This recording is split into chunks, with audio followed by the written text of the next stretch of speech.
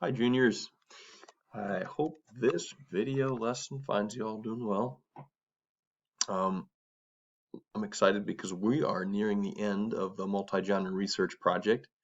And again, like I've said in the past, if that phrase, me saying that freaks you out a little, just relax because like I've told students in Zoom conferences and emails who are a little behind in this, it's okay. The project was set up so that you can loop in at any point and catch up and do a great job with the project. So if that's you, don't stress, we got you. For people who are right current with the project, this video is going to make total sense to you. And again, if you're not current with the project, I would just go back to wherever you missed in the sequence on Schoology, and it's linked up to all those different YouTubes. And if you're not sure about what YouTube to jump into, just shoot me an email and I'll help catch you up. All right, but let's jump on into the calendar here.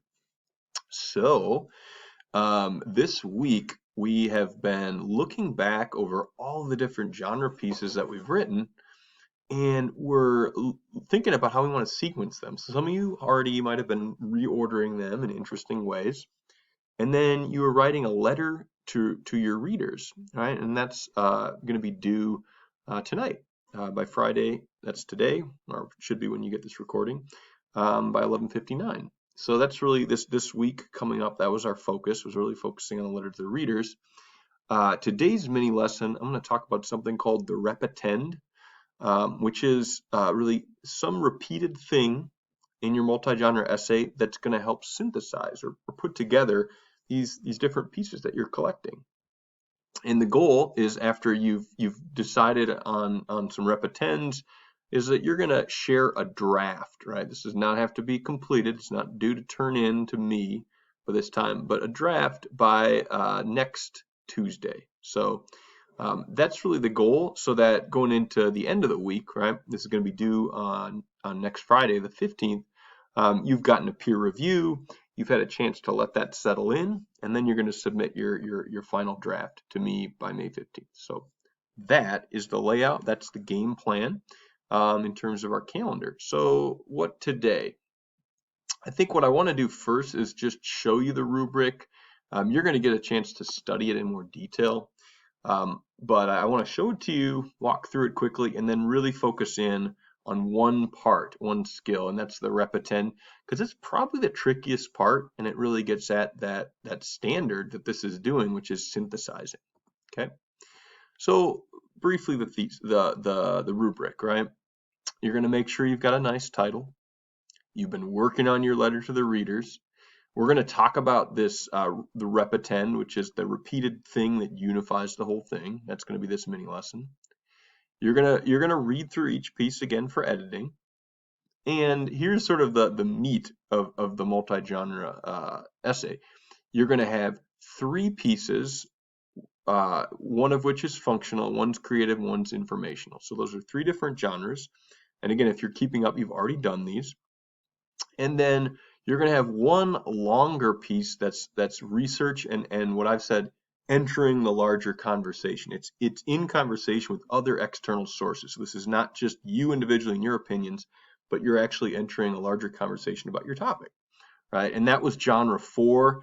That was the one that I gave intensive feedback. You'll notice I haven't given you feedback on all these different genres, and that's deliberate because I don't have the time to do that. That would be insane. But I have given intensive feedback to everyone who submitted the research analysis, genre 4, and if you haven't yet submitted that, you will get that one-on-one feedback, and it's pretty intensive so that you can really make revisions and improve that. Okay, and then this is a little different this year. Some people have asked about it. Endnotes. I'm not requiring you do endnotes for every single genre piece you do, but just 2. All right, and I would just say pick 2 that you feel like maybe you made significant changes in revision, or maybe you really thought hard about why this piece here and how does it really fit into my overall multi-genre project. And then lastly, just like we did for the poetry synthesis essay, you need a works cited page. A lot of you have already built some of that up with the research analysis, and you can just add to it with any other sources that you used as you're creating genre pieces or that you've cited throughout the essay. So let's pause for a moment. So we've gone through the rubric, which is good. At this point in the video, I want to take the next 8 to 10 minutes and really walk through what is a repetend, what are some examples of them, and then how you can use them to synthesize and put together your essay. Okay, so by the end by May 12th, this is your next assignment. Your goal should be to have sequenced and put together all these different pieces and then given it as a peer review to a partner and to me. So the repetends are really the way that you can put it all together. So let's talk about them. Repetends. Here we go. Okay, so what is a repetend? I put together kind of a basic definition. It's a repeating word, phrase, or image, right? That's what if you looked it up on dictionary.com or something like that, you'd get that kind of a definition. In a song, you would think of it like a chorus or refrain. So that thing that the singer comes back to after going verse 1, refrain, verse 2, refrain. That's like a really simple example of what a repetend is, right? Now, in the multi-genre essay, to give your repetends the attention they deserve, I would say give yourself a complete page. Even if it's only a quote, right? It should have that just because it's going to create more flow that way, right? I think when we did the poetry synthesis essay, I talked about it. You can kind of think about this like an album, like a really good album, a musical album. Like if you buy one of those, they still do those, I think. The songs flow from one to the other, and the opening song is deliberately chosen by the artist, and the end song is deliberately chosen. Think about your multi-genre essay the same way. The repetends will help transition or bridge. So what are some options? Well, we already did one kind of repetend. We called it an epigraph because it went right before your piece in the poetry synthesis essay. That was quotes from your poet, right? Well, you're not doing your synthesis essay this time on poets, but a lot of you have people where you're writing about maybe a case. Like a lot of you are doing serial killers. Well, maybe, there are things that serial killer said, for instance, that have really resonated with you and kind of speak to the different pieces that you're doing. So you could do, a series of quotes from that person, right? But that's just one option, and maybe you want to expand on that. Maybe you like the idea of quotes that fits yours, or maybe it doesn't. Here's some other ideas. And by the way, none of these are all options. But if you have something else that you've come up with, you can expand on this. This is just to give you some ideas. So images are really effective ways to communicate a repeated theme, right?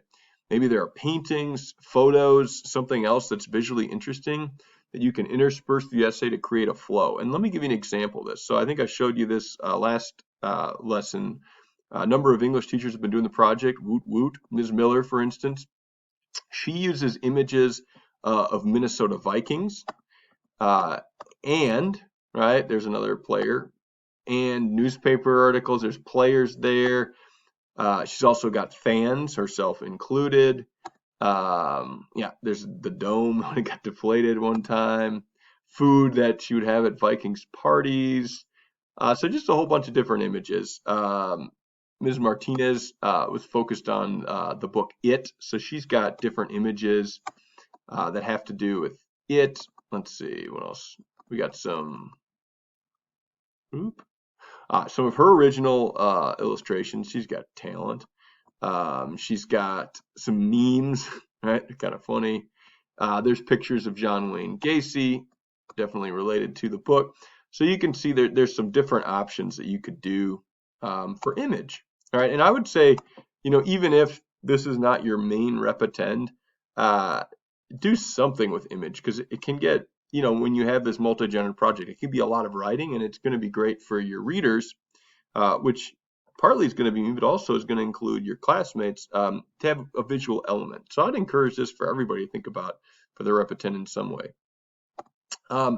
It's also an option to use writing itself as a kind of repetend, right? So maybe you found yourself writing a lot of the same genre again and again. Maybe you were like, you know what, I love poetry and I came up with like a series of persona poems. Or maybe you're thinking about this and you're like, you know what, it wouldn't be too much trouble for me to spend, 45 minutes to create like 3 short haikus from the point of view of this character or whatever, whatever it is.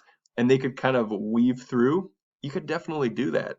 You know, for me, I think I showed this to you. I really wanted to incorporate voices from people at Cristo Rey. So, like, I had those interviews. They were actual transcripts of interviews that I did. This one was with Ms. Byrne. There was another with Brandon Williams. And so those were repetends that I used. And also as a poet, right, I found myself reflecting poetically on this idea of burnout. And so there are a number of poems that do that work for me as well. Right. So maybe that's you, right? Heads up. Didn't mean to do that. Maybe that's you. You also want to figure out how to use the computer. There we go. You also want to use writing as you're repeating phrase. That's great. You could totally do that. And then you can also think artistically from a visual perspective. Maybe you want to have a color that's repeating, right? Like, for example, Ms. Miller did the Vikings thing. You might have noticed, right? Purple and gold. Let me just show it to you so you can see it.